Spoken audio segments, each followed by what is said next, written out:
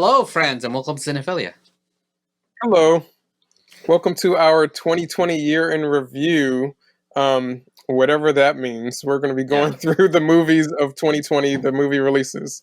And yeah, And see what that's it's like. been an interesting Maybe year. we might find out that 2020 more things happened in 2020 than we thought. Because there was a good It's little chunk of 2020 where stuff did happen, but like this much. it's definitely like one of those years where I feel like I watched a lot of movies, but Hmm. thinking back on it, like I'm very thankful for Letterboxd, that I get to log everything that I've watched because I feel like I would have forgotten about a lot of stuff that I saw this year. It's just been a hard year to keep up with. Hmm. Outside of movies, it's been a hard year to keep up with. So within movies and the weird releasing of movies in 2020, it's been easy to kind of forget some things. Yeah, and it was a weird year, and I did get to watch some things, but I think I definitely fell off the truck because there was no movie going to the movies for me, and the 2020 was the year that I had dedicated to going to the movies, and it Yeah. didn't happen. You started out so well. It's I like did, early in 2020, we were both doing a lot of movie theater watching. but Reed H. Cooper says so. 2021 is going to be the year of Willie Longstocking Hun. Yeah, these are my horns. I'm going full horn this year. Um, You're the bull, so why not? why not? Do you want to get started with some news? Sure. Not a lot happened this week. No, the news. That was I hadn't seen that yet. That was a cool little Yeah, I'm trying to get the other intro one to into the work. news. Yeah. Little intro. So what's the news Um, this week? uh, I really don't remember much happening this week. I do know that earlier today, I was seeing something about um, WandaVision and how it's actually part of it is being filmed in front of a live studio audience. Oh, did they really do that? Yeah. So Oh I guess wow. there are segments in it that recreate the old classic sitcoms, and those scenes they actually filmed in front of a live studio audience. And I wonder, like, how they kept the audience quiet about About the all stuff that that they stuff. saw Yeah. filming.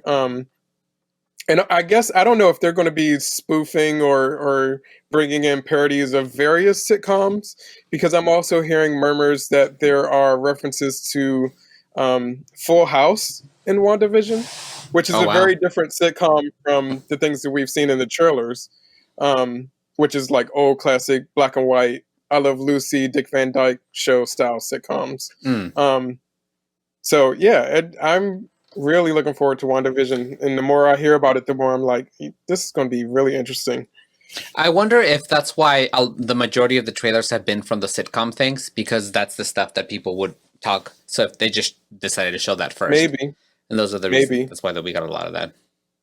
and of course, I'm sure all of that stuff that was filmed for those segments. If you don't know the context of the whole show, then a lot of that stuff might not even make sense Hmm. with those characters. 'Cause we don't know those characters in that setting. Um, so maybe it was easy for them not to spill the beans on it. Yep. Apparently, this is. I know you're going to be very sad about this, and but Morbius has been pushed back 7 months, so you're not going to get to see Jared Leto as soon as you were hoping. I think. I keep forgetting about that movie. I keep forgetting that that movie exists and will be coming out. Um, and it's only when I think about like Marvel movies in general, or specifically those offshoot Spider-Man movies, I'm like, oh yeah, there's Mobius too. Um, yeah, I can't say I'm looking forward to it. Apparently, it is in the same world as Tom Hardy's Venom, I Hmm. think. I think so. Yeah. So so we'll see how that ties in. I am looking forward to it, another Venom. Um, Yeah, I'm not excited to see necessarily him, but I'm excited to see how they connect and how that's going to build out that universe a little bit.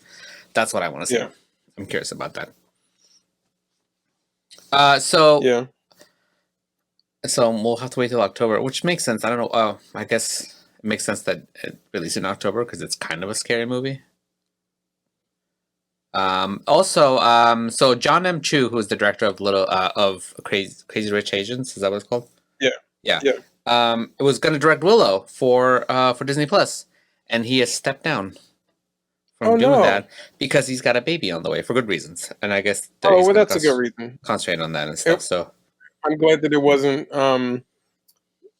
you know, disagreement with the production or just something mhm. like that. Um, he's a good director, and I was Yeah, excited to see what he did for that show. yeah, So and it's because of COVID, everything's been pushed back.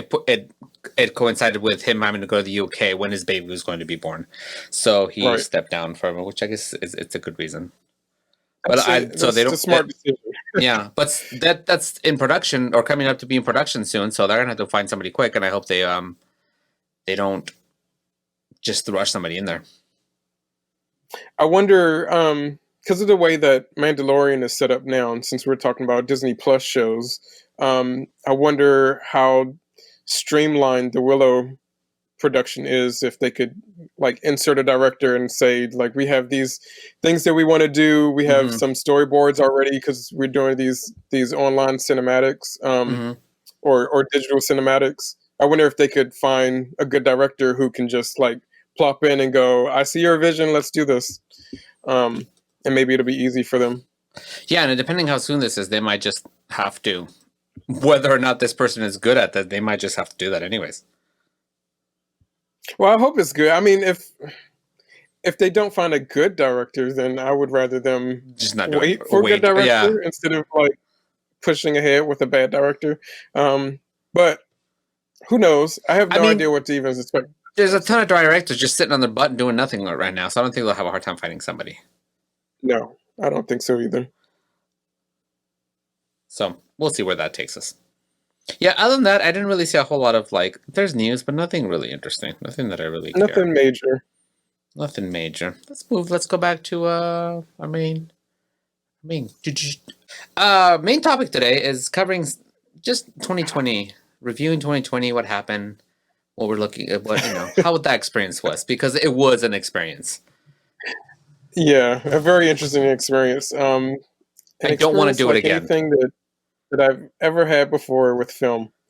Um, Or There were some good movies. There definitely were a handful of yeah. worthwhile movies that came out.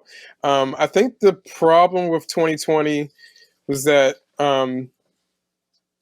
you had to figure out how to access those movies.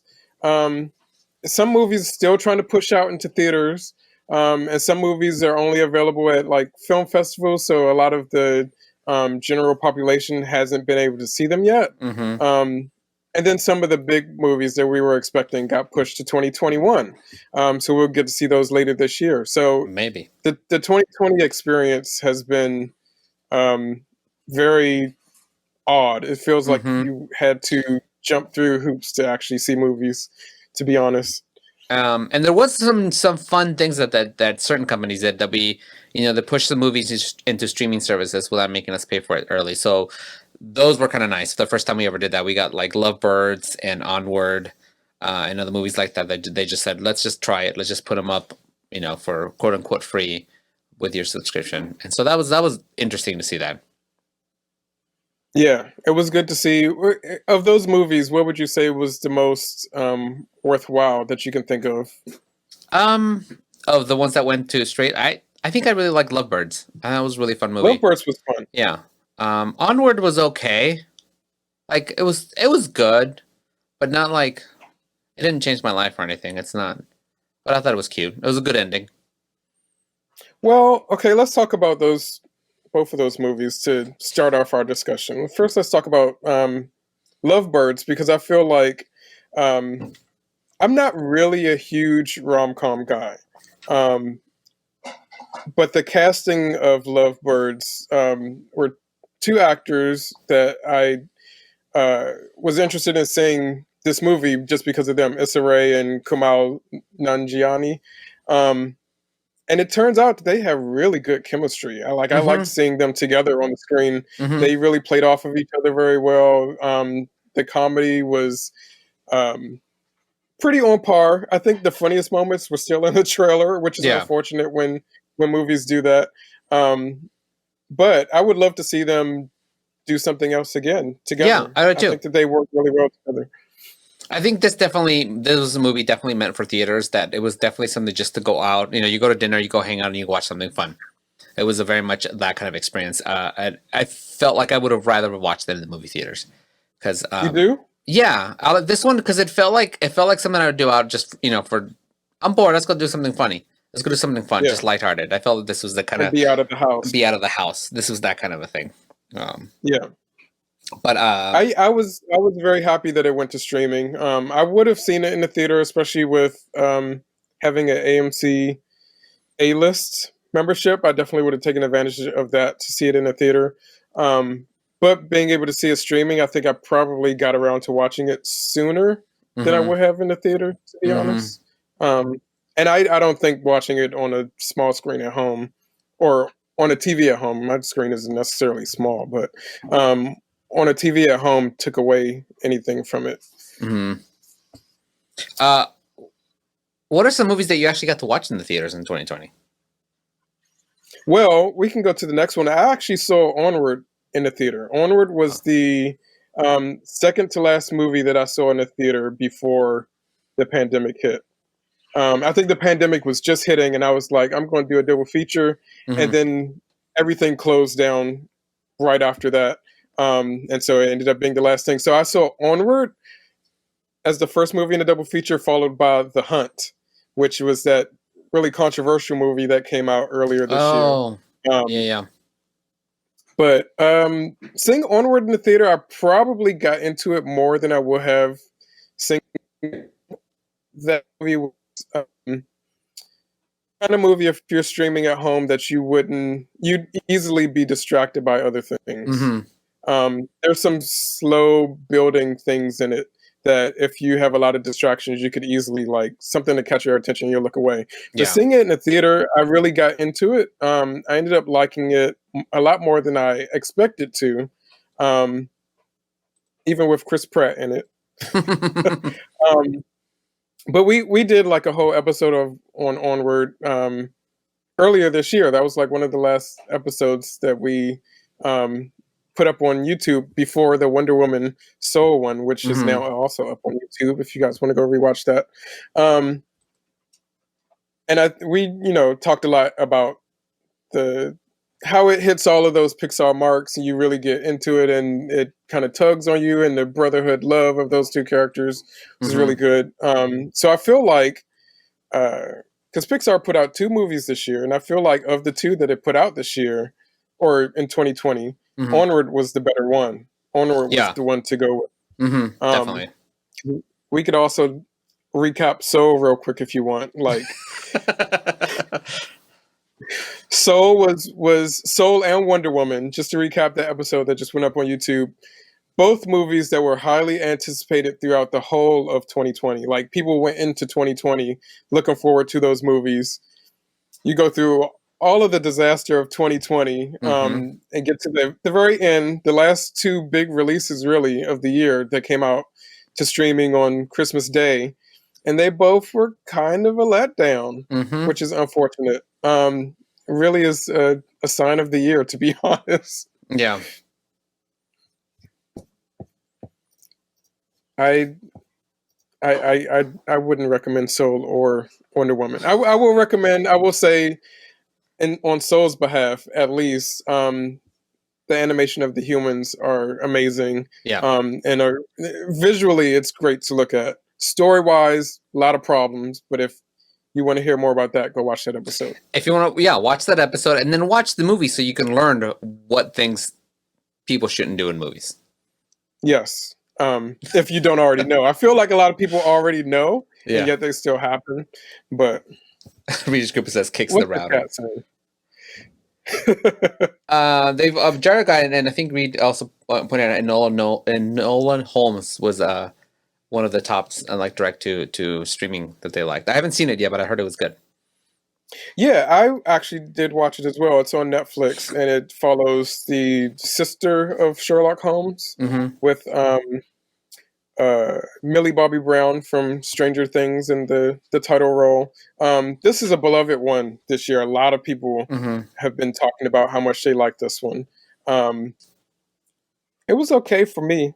Like I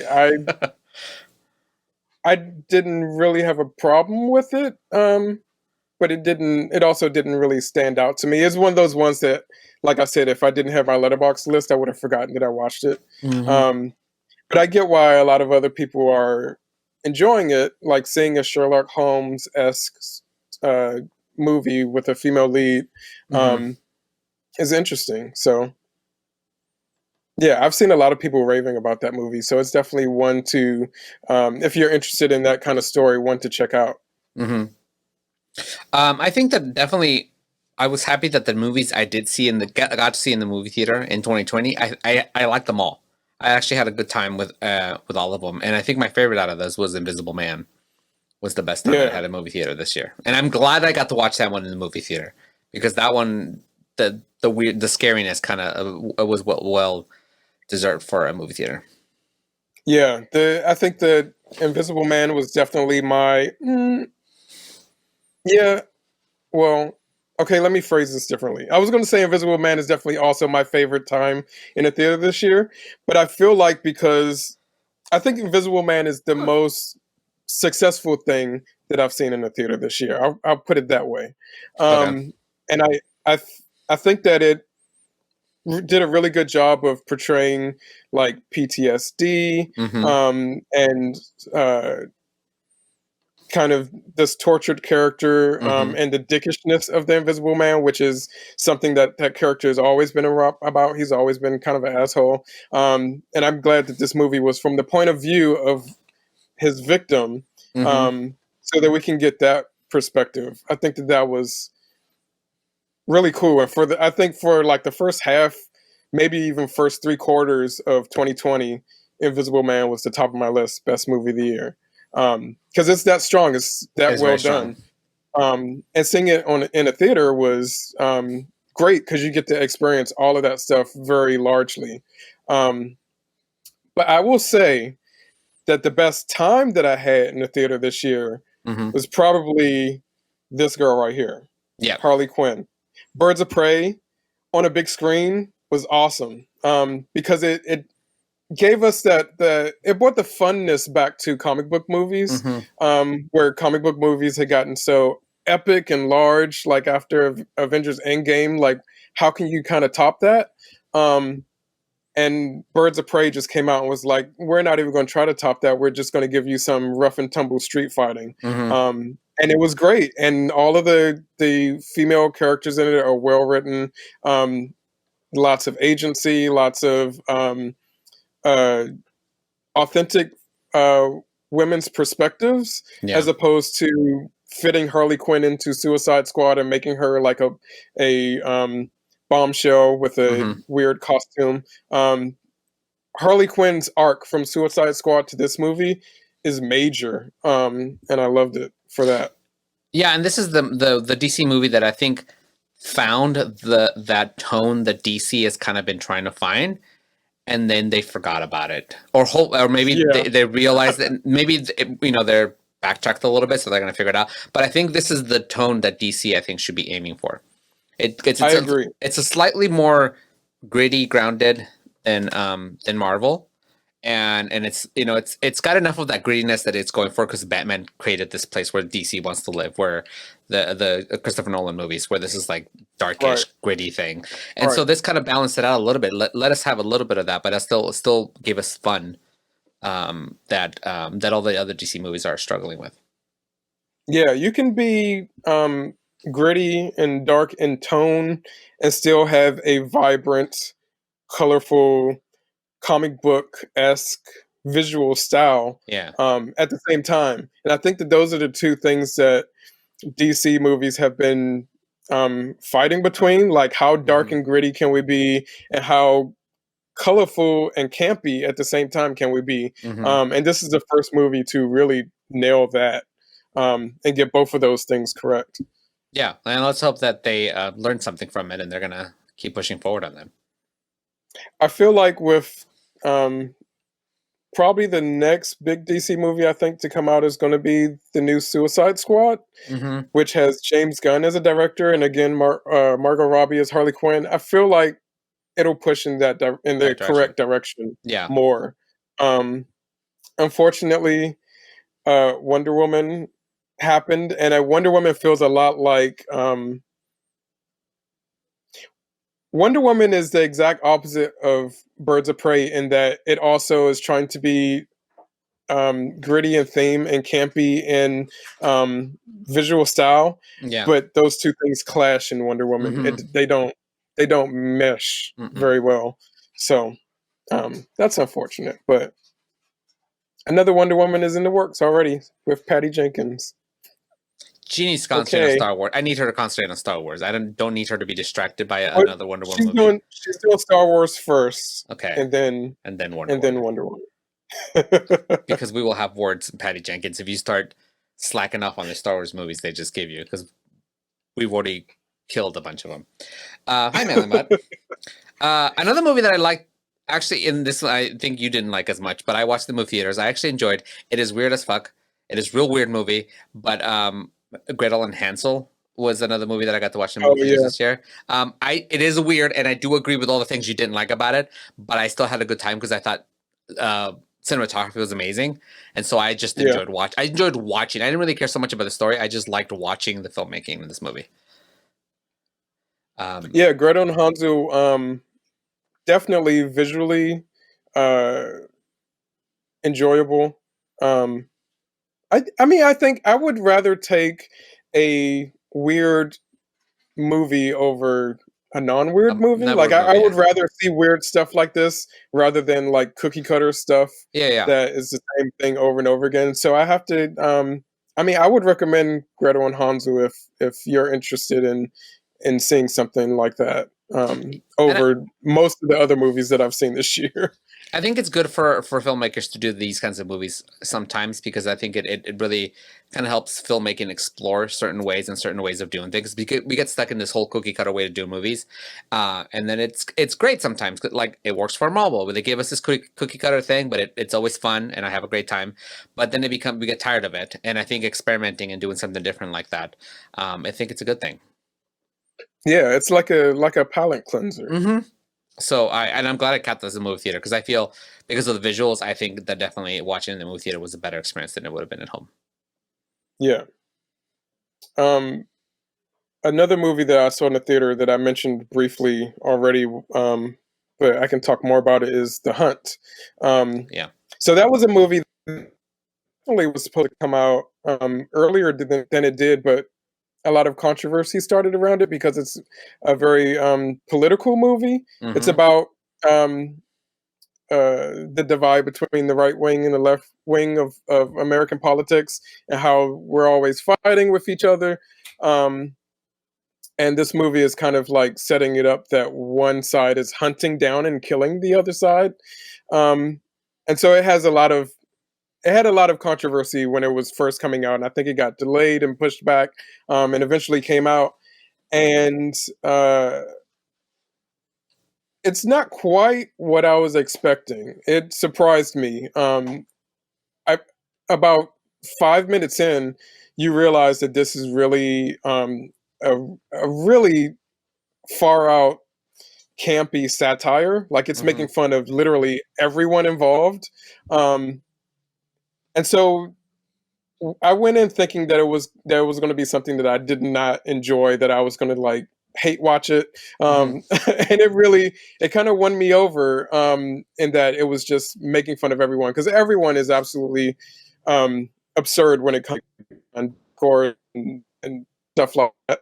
Um, and I ended up enjoying it. And its lead, um, it was promoted with Hilary Swank being in it, but Mm-hmm. Hilary Swank is not actually the lead. The lead is Betty Gilpin, who is an actress that I discovered just in 2020.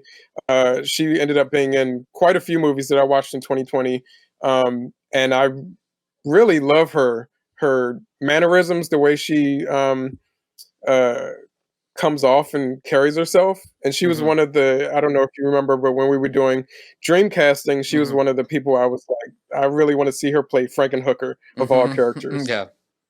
Random. I feel like it's so weird that this was the last movie I saw in theaters, but I definitely want to. If you have not seen The Hunt, I recommend it. I want to recommend it. It's it's like just the absurdity of political discourse, Hmm. um, but with a great performance in the middle of it that carries it through. Not everything is great about it. Not, it's not a perfect movie. Um, Politically thinking, it's not even a perfect movie. I'm sure everyone will find things that they don't agree with in it. But that's also a part of satire. And it's not, I hate when comedy comes out and tries to be political but punches in the wrong direction so that marginalized people are getting the punches. It's not Hmm. that. It's totally still um, punching up in a good way. So yeah, actually surprisingly liked The Hunt. You know what I was just thinking? I think I did watch Onward at the movie theaters. I Did don't you? think. Yeah, I was thinking because the Simpsons short was attached to it, right? Yes. See, I Yes. have no You know recollect. what? You had to have watched it in the movie theater because we did our episode before it premiered on Disney Yeah, Plus. yeah, because I was just thinking I don't have a recollection of watching Onward in the movie theater, but I do remember seeing Giant Maggie in the movie theater. 'Cause she was on Yeah. the big screen, so I did watch it in the movie theater. So And I guess it's another that one. Simpsons short. We could talk about that Simpsons Ugh, short. That let's Simpsons not. short was Let's not it. not. Let's not. It was blah. But one of my other favorite movies that I did, and this is my last movie I think I watched in the movie theaters. Not the last, Hmm. but the last that we were talking about is Sonic the Hedgehog, which was a very pleasant surprise. Um, Yeah. it is definitely, I gotta say, like one of the best video game movies ever. And I mean, that's a low bar. that's a low That's a low bar. bar to begin with. It might actually be the best video game if, off the top of my head. Somebody correct me if you guys think something different, but I think for me right now it's the best video game movie I've seen. Ever? I think, right? I Give me another one. I also forget a lot of things, so somebody might go and I go, "Oh yeah, I'm stupid." That's I mean, there are movies that I probably have a nostalgic pull to. I can't say that they're necessarily great movies, but I would probably look before I watch Sonic again. I would probably watch like the old Mortal Kombat again maybe or Mortal something. Kombat. Melma says, "I don't know. Street Fighter was pretty good." No, Street, no. I definitely will watch Street Fighter again just for Yeah, Raul but for Julia. yeah, I mean, I'll watch Street Fighter. It's great for the bad reasons, for the wrong reasons. It's fun to watch for that. Um, I Street have Fighter's a better than hard time Sonic. saying Sonic was the best video game movie. See, but you can't There's think of got it. to be. That's what I'm saying. Off the top of my I, head, I can't think of another video game movie that I liked more. Maybe Video more. game movies are awful. Yeah, maybe Mortal Kombat. But I really like I Sonic the Hedgehog. I mean, my go-to with video game movies, even though it's not based on a specific video game, but just video games in general, my go-to is Wreck-It Ralph, which was far better than Sonic. But I don't know if Ah, you want to. ah. I don't know if you want to count that because it's not a specific movie based on a specific video game. I think it's different. Also, I didn't really like Wreck-It Ralph all that much either. Like I was okay. What? I The liked first it. one is great. This the second one, Ralph Breaks the Internet, is garbage. Jared guy says, "Was Warcraft any good?" Um, it wasn't amazing. I liked it, but I can see why it didn't succeed. It was very niche. And so it wasn't that great, but I liked some of the things that they did. Did you see Warcraft? I never saw Warcraft. No, it's worth a watch, but it's not amazing. But I wish that it had done better and performed better because I wanted to see more of what happened in that world. Manly Mutt also loved Wreck-It Ralph and the second one, which I actually know quite a few people who like the second Yeah. one. I think for me, the second Wreck-It Ralph focused way too much on corporate symbols Yeah. as opposed to other fun things that it could have been in. Mm. Yeah. But a lot of people were into the second one. I still haven't seen it. I should probably watch it at some point. It's on Disney Plus It's if on you Disney want to Plus. watch it. I mean, The stuff with the Disney, Star Wars, Marvel little cameos and stuff are Mhm. really fun in it. Okay. Story wise, it didn't get me. If it was too much eBay and too much like online logos. It was Yeah. very strange. And that's kind of it with things that I watched in the movie theater. Everything else was, and I gotta say, I did a terrible job of logging my my movies on Letterbox. Well, you just got a letterbox in 2020, right? That was the That first year early, you yeah, started doing yeah, it. for Story 20. And Yeah. I literally only made it. I have 1, 2, 3, 4, 7, 8. I have 11 movies logged. I'm pretty sure I watched more than 11 movies. This is the first 2020 was the first year that I allowed myself to start logging some television shows. Mm-hmm. In addition, there's not a lot of TV shows that end up on Letterbox, but I allowed some TV shows into my list. So my 2020 ranking, including a couple of shows, um, is 123. Oh my god. And I mean, you know, I can tell you, go ahead. I might go back through the releases of 2020 and go to see which ones I watch and try to log those. Just say I watched them. Yeah. I the worst movie I have two movies that I'm going to give worst movie of the year to. One of them was one that I actually saw in theaters, and one of them is one that I saw streaming. Mm-hmm. So the one that I saw in theaters, I'll talk about now, and then that'll be the last one Yeah. for theater talk, I think. Um, so the remake of The Grudge, Yeah, I remember that. one of the worst movies that I've ever seen. Um, was really looking forward to it because I love that franchise. But this is an American remake, and it just didn't.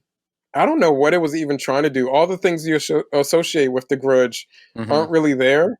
Um, it's got a fine cast. This is another movie that Betty Gilpin, that I was talking about from The Hunt, is in, Mm-hmm. as well as uh, John Cho is in it. Lynn Mm-hmm. Shay, who is the older actress who has really been getting a lot of horror work these days, which is amazing, is in it. So it's got a well enough cast, but that movie just did a lot of really stupid things. And wasn't interesting. Like, if you're going to be stupid, at least make it interesting to keep my attention. Mm-hmm. Dave and I were just heckling it the whole time. uh, That's unfortunate.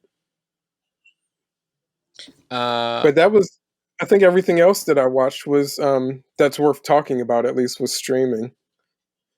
yeah, I'm looking right now through the list of things that came out in 2020, and I did not watch most of these. There's a bunch of I'm going, oh yeah, I meant to watch that. Oh, that I meant to watch. You know But what? that's what I mean. Like, 2020, there were movies that actually did come out, but Mm-hmm. then They got lost. you didn't get a chance to see them because they were either streaming on services you don't have, or you had to pay like a shitload of money to rent it, or they only came out at film festivals and haven't actually come out Mm-hmm. to the general public yet. So there's a lot of movies that are really good that a lot of us haven't even gotten to see yet. One movie that I did really want to watch, and now I just saw it here, and I forgot to watch it. It was Love and Monsters. We watched the trailer here. Oh, yeah, Um, I still haven't seen that either. that has decent reviews, and it has like a 89% score on Rotten Tomatoes, and generally I've seen a lot of decent good stuff about it. I don't know where I can watch it now, because the only reason I didn't watch it because it was one of those that it was like a $25 rental, because it was one of those that tried that, and I was like, I don't know if I want to pay $25 to watch this movie. I don't I don't think it's available streaming yet. I think it's one we just have to wait. I can rent it on YouTube for $4.99. I mean, that's not bad. That's a regular For rental. a I'll good do movie. that. That's worth the price. I might do Yeah. that. I've never rented from YouTube before. That'll be interesting. So Yeah, you should do that in the name of science. You can use this show as an excuse to rent, and then you can give us your experience of renting through YouTube. I will write it off. Be my business expense. I have to talk to my accountant. Amber's mom's my accountant. She'll tell me not to or something.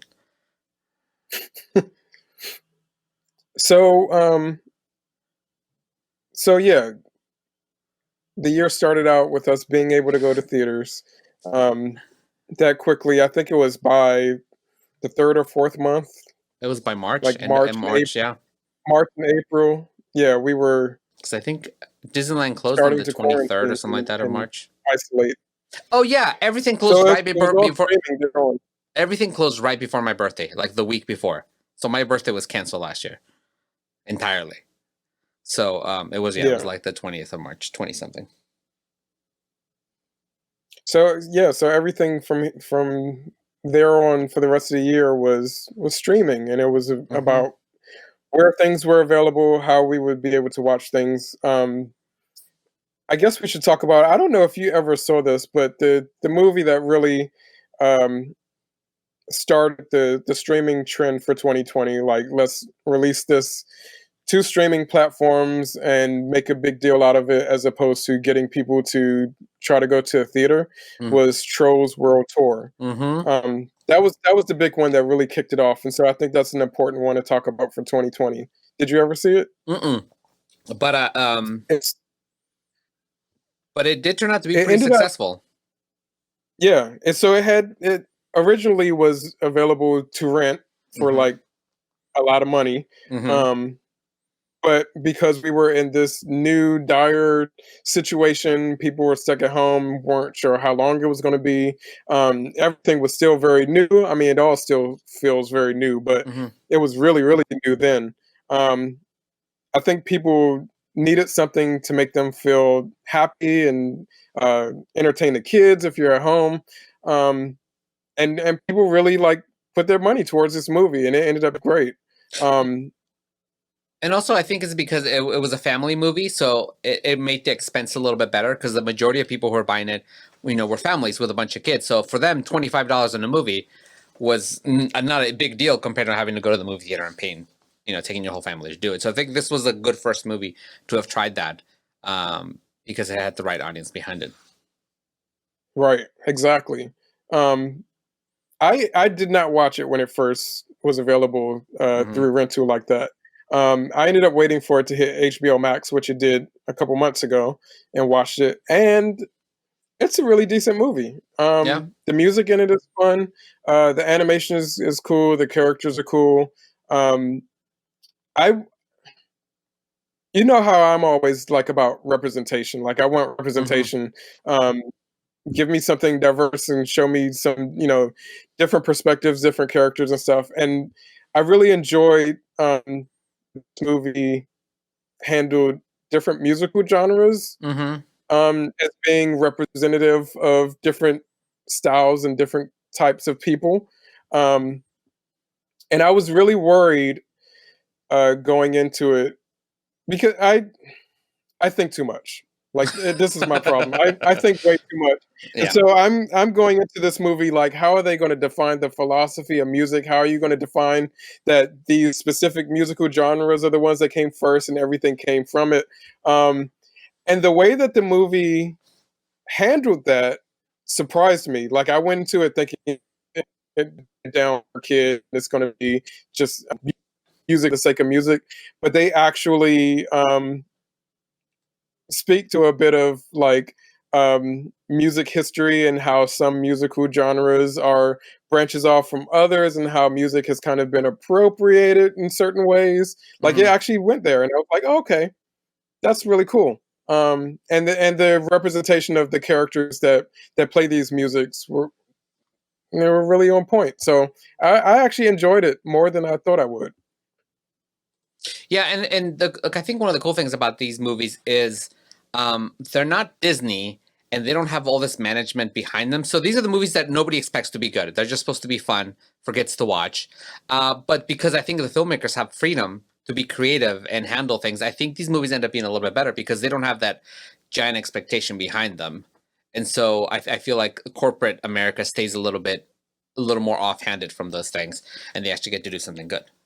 And I think that's why they end up being fun, successful movies.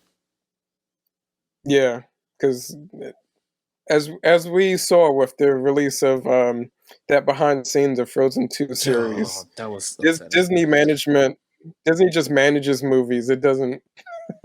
Yeah, They aren't organically created. nope. um, what was the? I guess we didn't really get a big Disney animated movie in 2020, did we? No, we got We got two for Mulan. we got two for Pixar. Hmm. Well, okay. Let's talk. Let's since we're on a streaming. Do you want to go service by service? We can talk about Sure. some Disney stuff. Let's see what Disney did. Mulan was a mess. It was a mess, and they made people pay $25 to $30 to watch that movie. $29.99, wasn't it? Yeah. Ugh, I would have been so So upset. Trolls having that big price point when it first released to rent, um, kind of makes some sense because well, there's something new. They wanted to figure out how to make this movie available and still get their money back. Hmm. Um, and it was for when it first was available. Then it would later come onto HBO Max streaming, and anyone who has the HBO Max service would automatically be able to watch that movie. Hmm. So it made a little bit more sense. Disney wanted to jump on that ball game or jump on that bandwagon. I don't know how you jump on a ball game. Um, Disney wanted to jump on, and with their newly available Disney Plus, because Disney Plus was a big thing in 2020 as well. It was the first year that it happened, and it automatically made lots of money just because Disney has the fan base for that. But you're signing up for a streaming service. You have to pay a subscription, which is honestly a decent subscription for their product. Hmm. But then on top of that subscription, they decided we're going to do the same thing Trolls 2 did and have a major fee so that we can recoup this money. And I think that was a detriment to. Um, well, I was going to say it's a detriment to Mulan, but I think Mulan itself was a detriment to Detriment to itself. itself, yeah. Um, but I think that was the wrong move for Disney to make, to say like you have to pay this subscription fee and then on top of that also pay this like um, major first access money. Like it And was like $30 or that's something twenty like nine that. ninety nine. Yeah, and they went in with the 30. That's a lot. with a bunch of ego. We're like, we're Disney, you'll pay for it, right? When Right. Trolls had other troll movies that proved to you that they already made fun troll movies. If that had been the first troll movie, it might have not done well. But they had a couple other ones. There's like 2 or 3 right before this. Uh, No, I uh, think this is. Oh, there was like a Trolls movie, and then there was like a Trolls special or something yeah, like so that. they have already had built up an audience for for this movie. Um, so it made sense that families would just go in and watch it. But Mulan, Disney continues to have a history of not making good live action remakes, and Yeah, it wasn't, and it was just a weird risk for them to take, and it didn't pay off. yeah, and if they were banking just on the success of animated Mulan for that film, they may have been able to do well with this new live action remake. But going into this movie, they were already making very public decisions that people didn't like, as far Yeah. as taking out the music, taking out Mushu, taking out the gender queer subplot that is a major essence to the character Hmm. in the original movie. Um, and all of that stuff, when you actually watch the movie, all of that stuff feels like it's missing. The Hmm. movie feels like it's missing its heart. Like Hmm. you just don't feel for the character Mulan like you do in the original animated Not one at all. at all. Um, so I think that Disney like just made a bunch of bad decisions. And of course, they're pushing forward with that. They're still um, going to be doing premium access movies. Not every new movie is going to be that way. Like we got Soul Christmas Day without that premium Hmm. access, but there are definitely a couple of other ones coming in this year, 2021, that are going to start with that $30 price point before you are able to watch it, even as a subscriber, which is kind of ridiculous. Yeah. Yeah, I mean, it would be worth it if you were giving me something that I knew was going to be worth my $30, but you're asking me to take a chance. Um, Yeah. and I guess you do that when you go to movie theaters too, right? You're gonna ask me to pay for a movie ticket, and more than likely, I might buy some snacks. So I'm gonna spend maybe $30. But at least with that, I still had an experience. I went out to the movie theater, Yeah. even if the movie sucked. I still went out, and I'm sure I did other stuff while I went to the movie theaters. But just asking me to sit in my couch and pay you $30 for something that might suck, is not really looking forward to it. Honestly, it's even more than might suck for something that will more than likely suck. Yes, more than likely will suck. Disney's output lately, um, outside of Marvel, Disney's film output lately has been subpar, in my opinion. Yeah, Um, I, I I can't think of the. I think like Frozen might be the last good Disney yeah. animated movie. I'm trying to think of what came out after it. Like even Frozen 2 was Every okay. I hate it now because of the documentary, but it was okay. I had fun. There were aspects I liked about Frozen too, Yeah. but it's as a movie as a whole, it felt very Like lacking. it didn't Um, fail. It just didn't it didn't exceed expectations. and Readers Cooper obviously, says no Star fucking movie Wars as far as experience. film is, Yeah. Readers Cooper says no fucking movie experience for $30, just the movie. Yeah. Which documentary? yeah, The Disney Plus documentary about Frozen 2 that's on Disney Plus. If you haven't watched it, watch it. It'll make you it's very angry. a documentary series, Yeah. just like the Mandalorian one. You'll see how the directors did not really direct the movie, and the Lopez's, that's a lot of Z's and S's, did them a lot of favors. The couple who did the music ended up building some of the major plot points in this movie. They I met guess like we said another movie. they managed the movie, they didn't direct the movie. Yeah, um, Disney Plus also released Artemis Fowl in 2020, which I can't even imagine. I did watch it, and I can't even imagine how I would feel watching that movie in a theater. Like if Yep. that movie had come out in a theater and I paid to go see it, I would be pissed because it's not even theater release level. Um, I think that I think that's a big theme of 2020 is seeing what actually holds up under the circumstances. Hmm. There's some movies, if you were to see them in a theater, like I was saying, Onward, I really got into that movie because I saw it on a big screen, and I feel like having watched it at home would have uh, I wouldn't have gotten as into it. Hmm. Um, and so I think that 2020 was a big test for a lot of films and a lot of filmmakers to see who actually had a film of substance that could withstand what was going on. If your movie can't move from the big screen to the small screen um, in a positive way, like if your movie doesn't translate and can't be um, appreciate it anymore because it's being watched at home, then I think there's something you There's a might need to problem. Yeah. tweak about your filmmaking.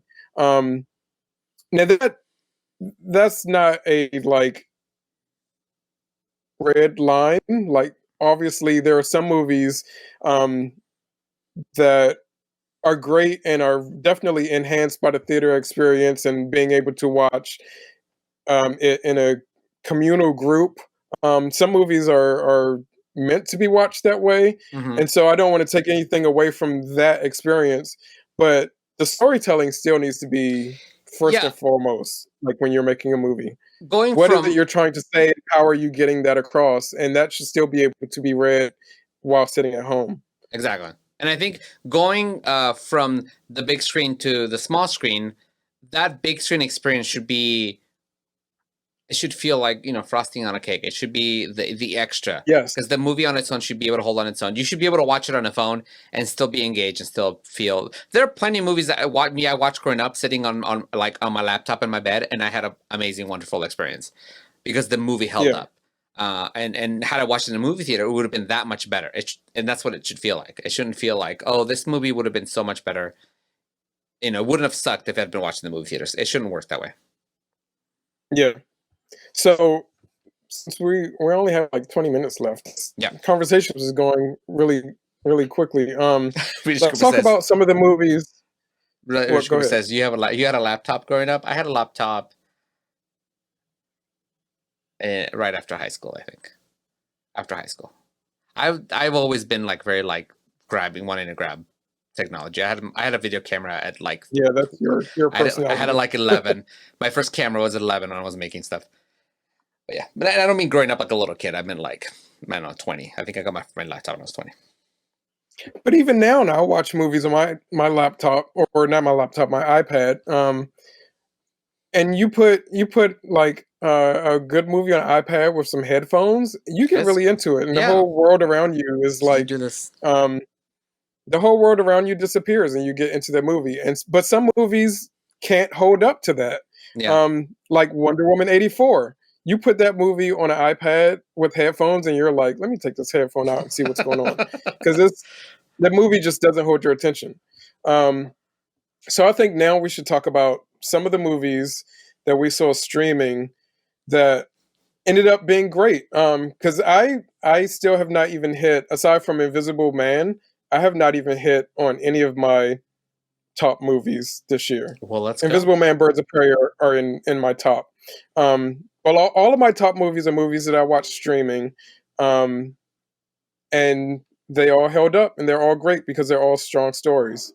Um, I'm going to talk about His House, which Okay. I've talked about on this show Mm-hmm. before. His House is available on Netflix. It is a horror movie that follows refugees as they start a new life and start to live in uh, a small English town. Um, they're moving from South Sudan. They're coming to England, and they're basically out of sorts. Like, um, the house that they're being put up in, it feels like it's haunted, and trying to figure out, is it haunted by things from the past, or is it like new stuff that's bothering them? And it really like grapples with the experience of being a refugee and being in a new world, but still having this past that haunts you. Um, Really strong. It's a really strong film. It was the first movie to knock Invisible Man off of number one for me, so it was Oh. at my number one for a while. A couple of movies have knocked it off of number one since then, but it's still in my it and Invisible Man, I believe, are still in my top five of the year. So it's and it's a movie I watched streaming, lots of special effects. Mm-hmm. So it's something that if I had seen in the theater, I would have been floored. Like, Mm-hmm. having that big theater experience would have been amazing. Yeah. But it's still like, it's not entirely necessary for the movie to be enjoyable. Obviously, it's still a strong movie without that experience. What's one that you watched streaming that you can remember? Or did you said you fell off this year, so I really wish I'd written this down because I'm going, what did I watch that I enjoyed? And it would have been great to just have it in front of me to talk about that I streamed. I did stream the Five Bloods. That was a yes. really good Yeah, that's a movie. good one. I was hard to watch. It was Yeah. very there were some very graphic things in it.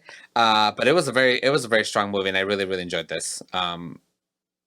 Again, I think, yeah, I don't think I would have wanted to watch in the movie theater. That just would have been giant versions of the things that made me uncomfortable. Um, Yeah. but other than that, this was a very strong movie. I think that The Five Bloods was also, I won't say uncomfortable, but it was an interesting watch because of when we watched it, right after Chadwick Boseman Mm-hmm. passed. That too. And so that was fresh in our head, and that plays into his character in the movie as well. But I love that we got two great performances from him this Mm-hmm. year, um, that were both, even though they're on the small screen watching them at home, they were both very powerful performances. So this one, The Five Blood, the entire ensemble cast in that was amazing. Mm-hmm. Um, and then the same with Ma Rainey's Black Bottom. Did you watch that? No, I didn't. So the last performance of Chadwick Boseman is in Hmm. Ma Rainey's Black Bottom, which is on Netflix now, and that also has Viola Davis. Also has a amazing ensemble cast. Both of those movies highly recommended, worth watching for um, seeing these black stories told, these black perspectives, Hmm. um, and for seeing the greatness of Chadwick Boseman, because he was definitely a highlight of 2020 as well, Hmm. being able to remember everything he was able to do Yeah. in his career before he passed. Um, I don't think we could talk about 2020 without talking about him, to be honest. I did find something I saw. Where was it? Oh, I just looked at it and then immediately forgot it. Oh, something I did see though streaming that I guess it was always meant to be streaming, but that really was I think something very strong that happened this year was Queen's Gambit. Um, that Yes, that could have been a movie, but was so much better by being a a short series. Was made that much yeah, better because I think that it was one of the best acted and written shows that I've seen in a long time. I would agree. It's actually my second favorite show of the year. There was Yeah. one show that I liked more than it, but Queen's Gambit itself is like so top notch. On levels, like wise, uh, acting wise, cinematography. Um, it's even got little special effect embellishments of her saying chess played on Hmm. the ceiling. All of those things, like the way everything is just tied in, and the way that the story is told. It's just so well done. Hmm. Of course, I love Anya Taylor Joy, and I'm so glad that we got this from her this year. That we got Queen's Gambit from her this year because we also got New Mutants from her this year, Yeah. and that was not good at all.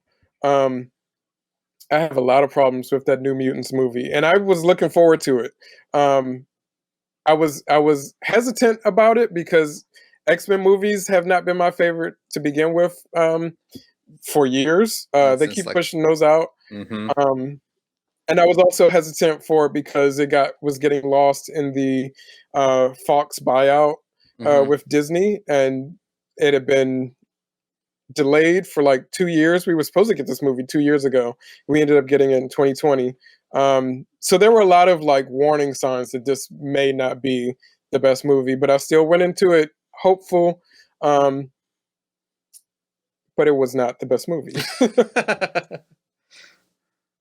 um, I feel like there's that it's not the bottom of my list, but there are definitely lots of problems in New Mutants. Um, Yeah, what are you about to say? I think it's gonna be a while till I see it. I don't even know when I'm gonna get around to seeing that movie because after everything, I not ended only up you, seeing that. after you said something What? Not about only it, me. not only you'd Oh, say something, but across the board, it was like because if like one or two of my friends say, "Oh, I didn't like it," I might like it, but like literally was across the board. Nobody who watched it liked it, so it's definitely something I'm not probably won't catch up on. I would be interested in explaining the specific reasons why I don't think it works once you watch it. We may have to do Yeah, an episode on it. let's do it. Um, I think it's worth talking about because there's some things in it that really line up with the kind of stuff that I always talk about. Um, there are actually a lot of good movies that I still want to talk about and recommend, but we're running out of time, and I'm not going to be able to get through all of these. So I don't know if you want to talk more about 2020 next week. However you want. I am fine with whatever I you think we if you still have a lot to say. Let's continue next week. Yeah, because I have a whole lot of movies that I want to say something about Okay. and recommend because I'm now on my top half of movies, and there are a lot of good movies that I want to recommend that I think people might not have seen.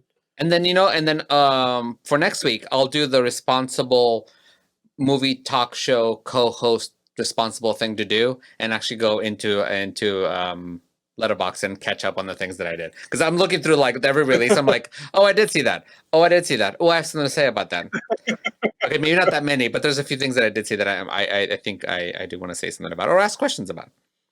So I will do that. Yeah. So let's continue the chat next week. I think it'll be good. We have a lot to say. Reed Cooper just named a bunch of things in here. Yeah, I'm looking at the list that Reed H. Cooper named, and of those movies, the only ones that I can actually talk about are Palm Springs and Borat 2, because I did see both of those. Surprisingly, I didn't watch Emma because, again, it's my girl Anya Taylor-Joy. I should have watched it, but I haven't gotten around to it. Yeah, but there are a lot of other movies that we need to talk about next week.